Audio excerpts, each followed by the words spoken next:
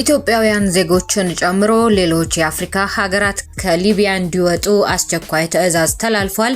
ሶማሌላንድም በበኩሏ ህገወጥ ዜጎች ሀገሪቱን ለቀው እንዲወጡ አዛለች። በደቡብ አፍሪካ ሰነድ የሌላቸው የውጭ ሀገር ዜጎች ሀገሪቱን ለቀው እንዲወጡ የተሰጠው ቀን እየደረሰ በመሆኑ ረብሻ እንዳይነሳ በሚል የፖሊስ ሰራዊት አባላት ቁጥራቸው ተጨምሯል ተብሏል። ዜጎች ከጊዜ ወደ ጊዜ እየጨመረ ከመጣው የሸቀጦች ዋጋ በበለጠ ለመንግስት የሚከፍሉት ግብር ከፍተኛ ነው ተብሏል።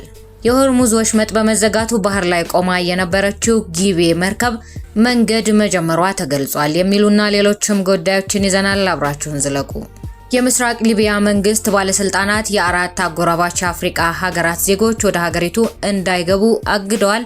የባለስልጣናቱ እርምጃ በምዕራባዊ የሊቢያ የባህር ወደብ በኩል ወደ አውሮፓ ለመሻገር የሚያልሙ ተሰዳጆችን ቁጥር ለመቀነስ ያለመ መሆኑ ተገልጿል። በሊቢያ ባለስልጣናት እገዳ የተጣለባቸው የሱዳን፣ የኤርትራ፣ የኢትዮጵያና የሶማሊያ ዜጎች መሆናቸው ተገልጿል። የሊቢያ የባህር ወደብ የተሻለ ህይወትን አልመው ወደ አውሮፓ ለመሰደድ የሚሞክሩ በርካታ የአፍሪካ ተሰዳጆች የሚዘዋወሩበት መሸጋገሪያ መስመር መሆኑ ይታወቃል። ተሰዳጆቹ በህገወጥ ሰው አሸጋጋሪዎች አማካኝነት ለጉዞ አስተማማኝ ባልሆኑ ትናንሽ ጀልባዎች ከመጠን በላይ ተጠቅጥቀው የሚሳፈሩ ሲሆን ባህር ላይ በሚያጋጥመው አደጋ በሺዎች የሚቆጠሩት ካሰቡት ሳይደርሱ ህይወታቸው እንደሚቀጠፍ በየጊዜው የሚሰሙ ወሬዎች ምስክር ናቸው። ትናንት ይፋ የተደረገው እገዳ የሱዳን፣ የኤርትራ፣ የኢትዮጵያና የሶማሌ ተሰዳጆች በየብስም ሆነ በባህርና በአየር ወደ ሊቢያ ግዛት እንዳይገቡ ተከልክሏል። መግለጫው አክሎም ክልከላው ዲፕሎማቶች፣ የጤናና የትምህርት ዘርፍ ሰራተኞችን እንደማይመለከት አስታውቋል ነው የተባለው። ይህ በእንዲህ እንዳለም ከሌላ ሀገር ወደ ሊቢያ የሚላኩ ስደተኞችን ጉዳይ በተመለከተ በምስራቅና ምዕራብ የሊቢያ መንግስታት መካከል ላለፉት ወራት ውጥረት ተነስቷል ተብሏል። አምነስቲ ኢንተርናሽናል እንደሚለው ስደተኞች ላይ በተደረገው ክትትል በሺዎች የሚቆጠሩ በዚሁ ምክንያት ታስረዋል። የተመድ መረጃ እንደሚያመለክተው ሊቢያ ውስጥ ከ900 ሺህ በላይ ስደተኞች ይገኛሉ። ከነዚህ መካከል ከፍተኛውን ቁጥር የያዙት የሱዳን ዜጎች ናቸው። አብዛኞቹ ስደተኞች ወደ አውሮፓ ለመሻገር የሚፈልጉ ቢሆንም ስደተኞችን የጫኑ ጀልባዎች በባህር ላይ ቃኞች እየተያዙ ወደ ሊቢያ እንዲመለሱ እየተደረገ ነው። ስደተኞቹ በሊቢያ መንግስታት እስር ቤቶች የሚያዙ ሲሆን እንግልት፣ የግዳጅ የጉልበት ስራ፣ ድብደባ፣ አስገድዶ መድፈርና ማሰቃየት እንደሚፈጸምባቸው ተገልጿል። የተባበሩት መንግስታት ድርጅት መርማሪ ኮሚሽንም ስደተኞቹ ላይ የሚደርሰው እንግልት በሰብአዊነት ላይ የሚፈጸም ወንጀል ነው ብሎ ስም አውጥቶለታል።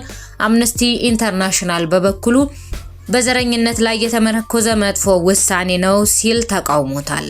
ከዚሁ ጋር በተያያዘ ሶማሌላንድ ህገወጥ የውጭ ሀገር ዜጎች በ10 ቀናት ውስጥ ለቀው እንዲወጡ አዛለች። የሶማሌላንድ ባለስልጣናት በግዛታቸው ውስጥ ያለ ህጋዊ ፈቃድ የሚኖሩ የውጭ ሀገር ዜጎች በ10 ቀናት ውስጥ ለቀው እንዲወጡ ትዕዛዝ አስተላልፈዋል። የሶማሌላንድ የሀገር ውስጥ ጉዳይ መንግስት ሚኒስቴር አብድራሺድ መሐመድ አህመድ መጋሎ ሰኞ ዕለት እንደገለጹት ውሳኔው የሀገሪቱን ሰላምና ደህንነት ለማስጠበቅ የታለመ ነው ብለውታል። የጸጥታ አካላት ትዕዛዙን በጥብቅ እንዲያስፈጽሙ መመሪያ የተሰጠ ሲሆን ህብረተሰቡም ህገወጥ የሆኑ ሰዎችን ለጸጥታ ኃይሎች እንዲጠቁም ጥሪ ቀርቧል። ሆኖም ህዝቡ በራሱ እርምጃ ከመውሰድ እንዲቆጠብም ሚኒስትሩ አሳስበዋል። ይህ በእንዲህ እንዳለ ህጋዊ የመኖሪያና የሥራ ፈቃድ ያላቸው የውጭ ሀገር ዜጎች በውሳኔው እንደማይካተቱና ደህንነታቸው የተጠበቀ መሆኑን ባለስልጣናቱ አረጋግጠዋል ነው የተባለው። ነገር ግን ደቡብ አፍሪካ ውስጥ የተጀመረው ይህ የመጤጠልነት አባዜ በአፍሪካ ሀገራት እንዲሁም በሌሎችም ሀገራት እየተዛመተ ነው። በዚህ ውስጥ ደግሞ የሚሞቱና አካላቸውን የሚያጡ የለፉበትን ንብረት የሚያጡም ዜጎች ቁጥር እየበዛ መጥቷል። በደቡብ አፍሪካም ሰነድ የሌላቸው የውጭ ሀገር ዜጎች ሀገሪቱን ለቀው እንዲወጡ የተሰጠውን የሰኔ 30 የመጨረሻ ቀነ ገደብ ተከትሎ ሊነሱ የሚችሉ ተቃውሞዎችን ለመቆጣጠር በሚል መንግስት ከ600 ሚሊዮን ራንድ በላይ ወጪ የሚጠይቅ መጠነ ሰፊ የጸጥታ ጥበቃ ዘመቻ ይፋ አድርጓል ተብሏል።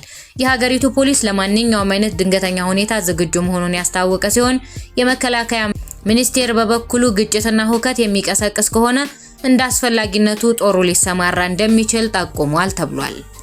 ዜጎች ከጊዜ ወደ ጊዜ እየጨመረ ከመጣው የሸቀጦች ዋጋ በበለጠ ከመንግስት ለሚያገኙት አገልግሎት የሚከፍሉት ክፍያ እየፈተናቸው ነው ተብሏል። በተለይ ከቅርብ ጊዜያት ወዲህ በመንግስት አገልግሎት ላይ የሚታየው የታሪፍ ማሻሻያና ተገልጋዩ አገልግሎቱን ለማግኘት የሚጠየቀው ወጪ ከፍተኛ መሆኑን ነዋሪውን በእንቅርት ላይ ጆሮ ደግፍ አድርጎበታል። በዚህ ምክንያት የሸማቹ መብት እየተጣሰ በመሆኑ ትኩረት ሊደረግበት ይገባል ሲል የኢትዮጵያ ሸማቾች መብት ተቆርቋሪ ድርጅት ተናግሯል። የመንግስት አገልግሎት ትርፍ ማጋበሻ ሳይሆን ዜጎችን ለመደገፍ ማህበራዊ ፍትህን ለማረጋገጥና በህግ የተጣሉ ግዴታዎችን ለመወጣት የሚቀርቡ መሰረታዊ አገልግሎቶችና መብቶች ቢሆኑም በአሁኑ ወቅት በጅምላ እየታዩ ያሉ የዋጋ ጭማሪዎች ሸማቹን ማህበረሰብ ተስፋ የሚያስቆርጡ፣ ወደ ከፋ ድህነት የሚገፉና ዜጎች መሰረታዊ አገልግሎቶችን እንዳያገኙ በማድረግ በሚከፍሉት ግብር የመገልገል የዜግነት መብታቸውን አደጋ ላይ የሚጥሉ ሆነው አግኝቻቸዋለሁ ብሏል ድርጅቱ። የተለያዩ የመንግስት ተቋማት ያደረጓቸው የዋጋ ጭማሪዎች የማክሮ ኢኮኖሚውን ህመምና የህዝቡን የደሞዝ ወለል ያላገናዘቡ የሸማቹን ኪስ ሙሉ በሙሉ የሚያራቁቱ መሆናቸውን ያነሳ ሲሆን የኢሚግሬሽንና ዜግነት አገልግሎት፣ ፓስፖርት ክፍያ፣ በአዲስ አበባ ከተማ አስተዳደር የተሽከርካሪ ሰሌዳ ዋጋ፣ የቴሌኮም አገልግሎትን ጨምሮ ሌሎችም አገልግሎቶች ላይ የታየውን ጭማሪ እንደማሳያ አንስቷል። በእነዚህና በሌሎችም የመንግስት ተቋማት አገልግሎት ጭማሪዎች አገልግሎት ፈላጊው ማህበረሰብ እየተፈተነ እንደሆነ ተመልክተናል ሲል የኢትዮጵያ ሸማቾች መብት ተቆርቋሪ ድርጅት ተናግሯል። ባለቤትነቷ የኢትዮጵያ የሆነችው መርከብ ጉዞ ጀምራለች ተብሏል። የሆርሙዝ ወሽመጥ ተዘግቶ በመቆየቱ ምክንያት ተገዳ ቆማ የነበረችው የኢትዮጵያ ኤምቪ ጊቤ መርከብ ከወራት ውጥረት በኋላ እየመጣች ነው ተብሏል። በመካከለኛው ምስራቅ በአሜሪካ ኢራንና እስራኤል መካከል በተቀሰቀሰው የጦርነት ስጋት ሳቢያ በሆርሙዝ ወሽመጥ ላይ ተገዳ ቆማ የነበረችው ታዋቂዋ የኢትዮጵያ መርከብ ኤምቪ ጊቤ በመጨረሻ ሙሉ ጭነቷን ይዛ ወደ አጎራባቿ ጅቡቲ ወደብ በሰላም መጓዝ መጀመሯ ታውቋል። የኢትዮጵያ ባህር ትራንስፖርትና ሎጂስቲክስ አገልግሎት ባወጣው ወቅታዊ መረጃ መሰረት የጉዞዋ ዝርዝር ሁኔታ እንደሚያሳየው መርከቧ በአሁኑ ወቅት የኦማንን ባህረ ሰላጤ ወይንም ገልፍ ኦፍ ኦማን ቀጠና በሰላም አቋርጣ ጉዞዋን ቀጥላለች ብሏል። ካለችበት ፍጥነትና የባህር ላይ ሁኔታ አንጻር መጪው ጁን 28 ቀን 2026 ከምሽቱ 2 ሰዓት አካባቢ መዳረሻዋ ወደ ሆነው የጅቡቲ ወደብ ትገባለች ተብሎ ይጠበቃል ነው የተባለው።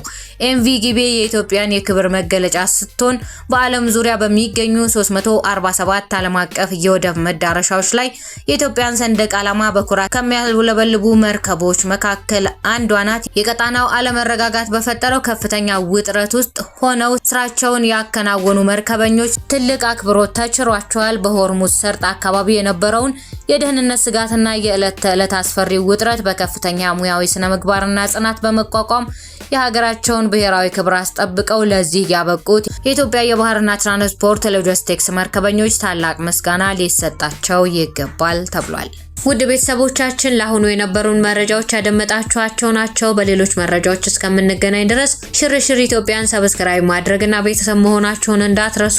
ለወዳጅ ዘመዶቻችሁ አጋሩ። በሌላ ጊዜ እስከምንገናኝ ፈጣሪ ቸሩን ያሰማን።